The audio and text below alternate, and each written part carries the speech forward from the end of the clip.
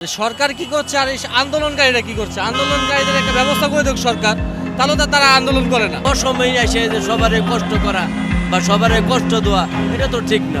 জুলাই গণ অভ্যুত্থানে আহতদের স্বজনরা আজও শাহবাগ মোড় অবরোধ করেছিল।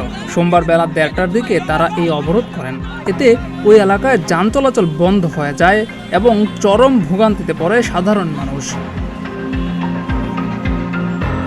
শাহবাগে রাস্তা অবরোধ নিয়ে নিউজ কভারের সময় আহতদের স্বজনদের মধ্যে একজন হঠাৎ করেই হামলা করে গণমাধ্যম কর্মীদের উপর।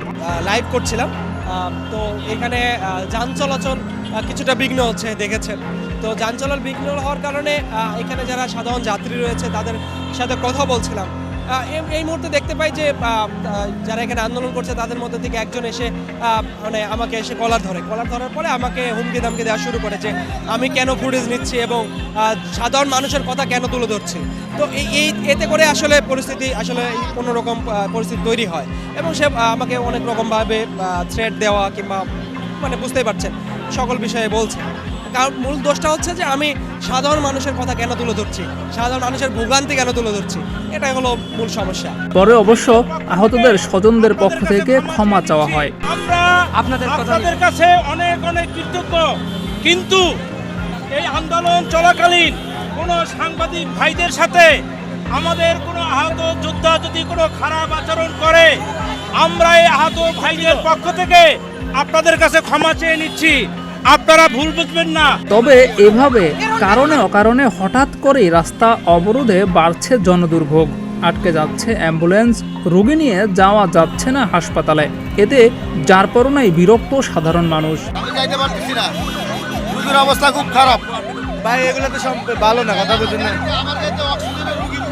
সময় নাই, এই নাই, রোড কাট বন্ধ করে দেওয়া করুক, এরা এদের যা প্রাপ্ত এরা সব গভর্নমেন্টের লেখ, কিন্তু একটা সময় বুঝে। এখন অসময়ে এসে যে সবারই কষ্ট করা বা সবারই কষ্ট দেওয়া, এটা তো ঠিক না। এদের যা আছে চাওয়া পাওয়া যা আছে করুক, আমরাও এদের সাথে আছি। যারা 5 আগস্টে আহত হয়েছে, গভর্নমেন্ট এদেরকে দেখার দরকার। আটকা যদি একটা পদক্ষেপ নেয়, সবারই তো হরানি, সবারই কষ্ট। এরকম একটা দেশে, স্বাধীন দেশে এরকম মানুষ যে করে, সরকার কি করছে আর এই আন্দোলনকারীরা কি করছে? আন্দোলনকারীদের একটা ব্যবস্থা করে দেখ সরকার, তাহলে তো তারা আন্দোলন করে না। কারণ আন্দোলন আমরা সাধারণ মানুষ ভুক্তভোগী, তারা তো আন্দোলন করতেছে, রাস্তাঘাট প্রচুর জাম হচ্ছে। তাই আমরা কি করবো বলেন? কি দোষ করছি? সারাদিন পরিশ্রম করি, গাড়ি চালাই যদি এই ভোগান্তিতে পড়ি। দেখেন 2 মিনিটের রাস্তা আমি 1.5 ঘন্টা লাগে এই পর্যন্ত আসছে, এখন আমি গাড়িটা ঘুরাবো, আমার ঘুরে দিতে আসছে। বর্তমানে দেশ যেন আন্দোলন আর অবরোধের দেশ হয়ে গেছে, আর এতে জনদুর্ভোগ বাড়ছে। সাধারণ মানুষের ভোগান্তির কথা ভেবে আন্দোলনকারীরা তাদের এই হুটহাট আন্দোলন প্রত্যাহার করবে, এমনটাই প্রত্যাশা সাধারণ মানুষের। জিয়াউর রহমান, প্রতিদিনের বাংলাদেশ।